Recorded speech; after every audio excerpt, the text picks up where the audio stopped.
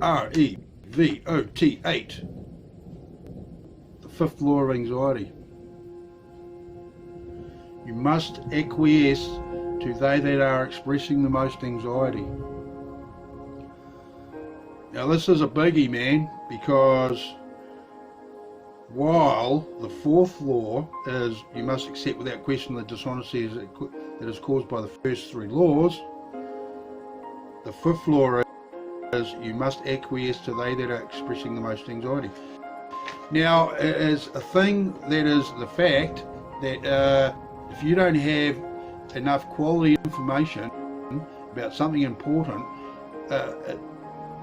one will invariably start speculating about that said thing, and that will be a case of promoting anxiety as wisdom. And because you're selling it to someone, because you want someone to listen, you are promoting anxiety as virtuous. Okay, while there is not the quality data to talk about, right? I mean, specifically, we can say that since anxiety for all of the history of our civilization has been intangible, this is just a totally supercharged version of the fourth law, because not only can you can't talk about it, it actually, for all intents and purposes, it doesn't exist. This is this shows you how amazing the cognition of consciousness is, when anxiety can do all of this and completely control language and have us believe it doesn't exist. This is remarkable, man. This is the most amazing thing, that it gets away with that, or has gotten away with that, and it's quite the thing that I've figured out that it is doing it, and I've been able to bring a qualification to you about it. And so the fifth law, you must acquiesce to they that are expressing the most anxiety. So this is what shuts down heaps of people, because everyone knows, right? Everyone knows that because of the second law, okay, because of the fourth law, okay, because really someone acting out in an aggressive way in public, okay, it's really about the fourth law.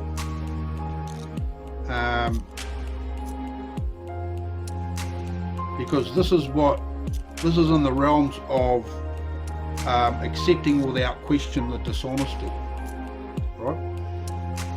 So you must acquiesce to they that are expressing the most anxiety, and so you get these things that are acting out, and so this is a very big element of the news media, right?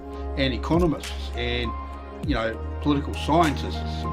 So if you got a political scientist like in New Zealand, right, from a university, they all live at university, and you got them to speak about like Syria or something like that, they would give you this warmongers.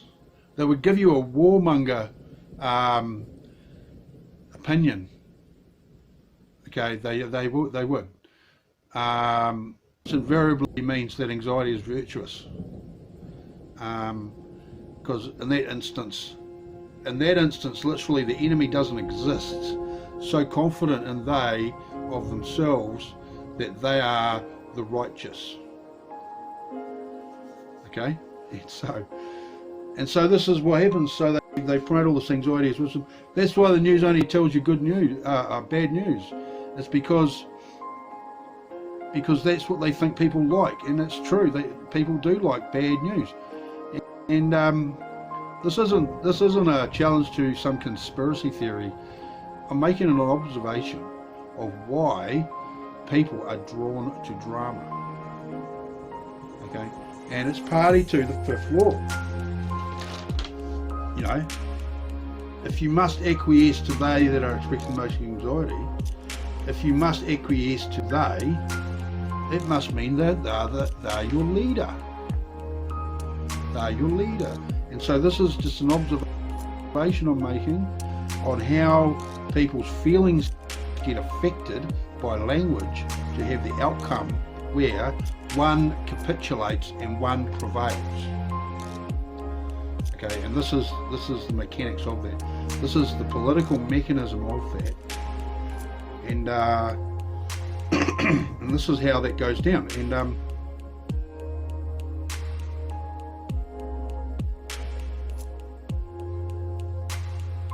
you know, and it's the same. It's just it's an observation. But if you had an old car, or your business, you had a business or an old car, or myriad other situations, you've got one failing part, and then there's one part that's a bit wonky, you know, and you would immediately gravitate to the worst part, wouldn't you? You would immediately fix the most serious thing, wouldn't you? Because that's what consciousness, that's what consciousness is compelled to do, to immediately go to the most serious problem and fix that first. And in all honesty, consciousness would think of an answer for both at the same time. In all honesty, consciousness would not, it would put in place housework, it would get the housework in there to actually stop things failing. Okay? And that's the big other side of the pendulum swing from this civilization, where they believe that anxiety is wisdom. This is why they're running around playing, you know, having to catch up with all these problems, right? And so this is all a consequence of these 8 laws. That is the conventional wisdom. You must acquiesce to their expression of anxiety. So that's a natural response of consciousness. But in the political sphere, this creates the thing where anxiety is seen as the leader. This is why anxiety keeps getting centre stage all the time. This is how politicians sell their message to the public to get their votes. They need the blessing of the people's anxieties, is what they're doing. You know, it's ludicrous. But this is an observation of this hierarchy of elements and dynamices, right, that exist when consciousness has been hijacked by anxiety and effectively takes consciousness out of its natural world, its natural setting, which is a limitless expanse, the limitless spiritual expanse, and reduces it down to this tiny space. And in keeping with the political correctness of anxiety, it wants that place you exist to be as small as possible. And so here we have this civilization. And so this is because of the 5th law. An observation that is of the natural instinct of consciousness to immediately find a solution for a problem. It's a joyous thing for consciousness to do this. Consciousness loves this. This is its favourite thing, is to see how fast it can nail a problem, bring a solution, you know. And so this is the thing of it. But when consciousness has been hijacked by anxiety, and because of language, it exists as a political entity, this is having a massively different outcome, where it's actually willfully creating the problems. And while we think that anxiety doesn't exist, and it is 100% invested in maintaining a problematic environment, this is this world we've got. And so this is like this is what happens, man. And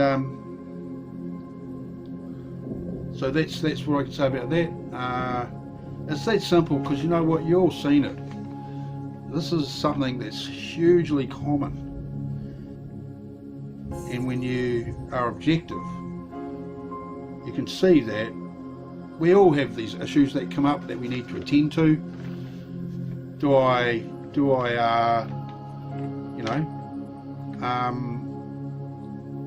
it's invariably a case where you've got to do several things without enough resources. So you pick which one's most important. And then consciousness. It's consciousness doing its thing. It's assessing which is most important.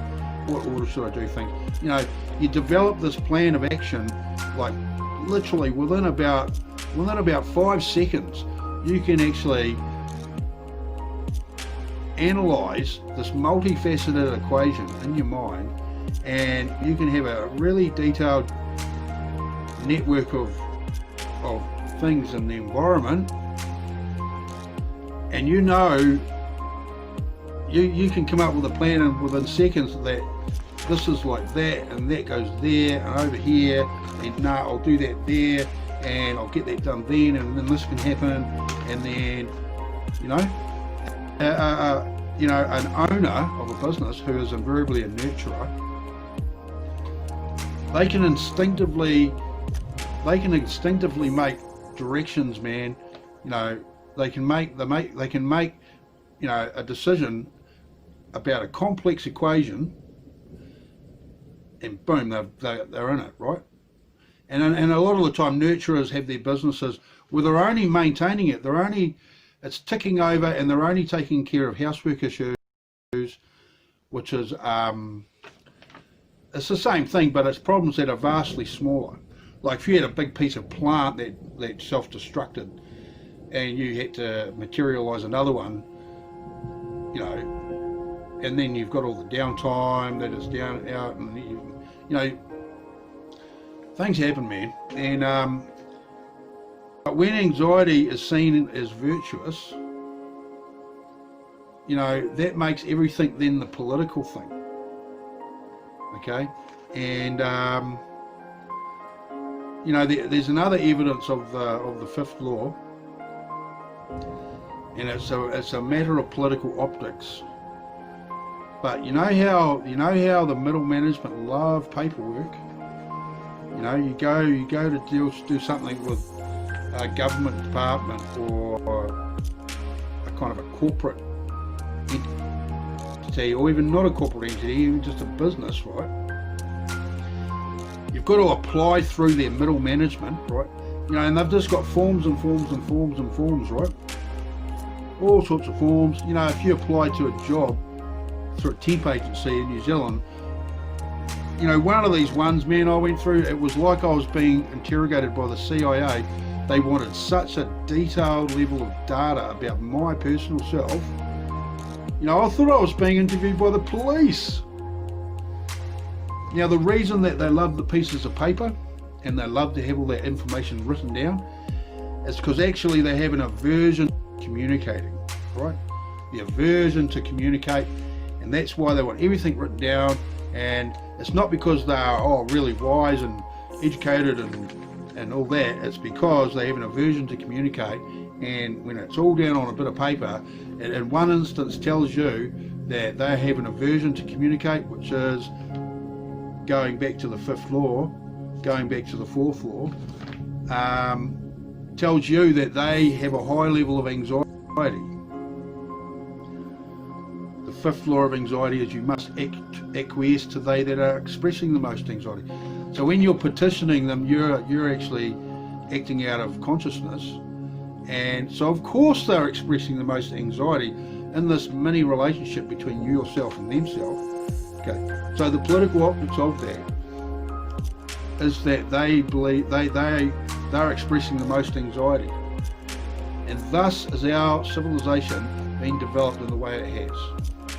Okay, the money is just a speedometer, okay, of what the spirituality situation is, and that is only consciousness versus anxiety, right? And what I've just described is the fifth law of anxiety and how it influences language. And it influences language, but we don't take much of an experience to know fluently what the implications of that is, and then we don't go there. Then that's how we approach it, that this political agreement is the law, and that is why the money is only the speedometer of what any situation is, So there's the fifth law. And And that's like, I'll just have to say, that goes into the 6th law, which is you must always express loyalty to the laws of anxiety. And this is a matter of the political correctness of anxiety, because anxiety governs language and by implication thought, because we only instinctively conceptualize the process of consciousness according to the means to express consciousness. And so that's where the great corruption happens, because we go to express consciousness with the voice, but anxiety has control of language. And this is an observation of our civilization right now. And so the 6th law is you must always express loyalty to the laws of anxiety, because this is politically correct. Because in your own individual experience, if you go to challenge your anxieties about something, they will bite back. And I've made this analogy of it. It's like having a big bug attached itself to you, right? And any time you go to try and touch it, it bites in harder. If it gets the idea that you want to get rid of it, it'll just bite in harder. And that's an analogy of how anxieties, have, this experience of that consciousness is having while anxiety is hijacked it. Okay, and I mean one of the greatest events that exemplifies this relationship between anxiety and consciousness, right, and the political correctness of consciousness, is actually the Russian Revolution, because they says, oh, the workers must rise up, you're being oppressed, rise up, which is anxiety talking people into believing it. And then as soon as actually that had happened, the anxiety which was the leader of the political environment, right, then set about massacring everyone, because that's politically correct according to anxiety. Everyone needs to just be ended. And that's evidenced by how the gender equality argument is actually has the secret purpose of making the country culture neutral. Okay, the Russian Revolution thing, they just took it a step further and just killed everyone. And so this is a replication. This is the replication of the funky, and you've got the 2 instances there. Anyway, that's the 5th law of anxiety. And just like to say shout out to Karen, because this is a very good idea that I should do this singular analysis of each law, and that's really the greatest for that, because every writer needs their ass kicked to do the job, because this is the thing, it's their heart. And so thanks Karen, and roll on next video.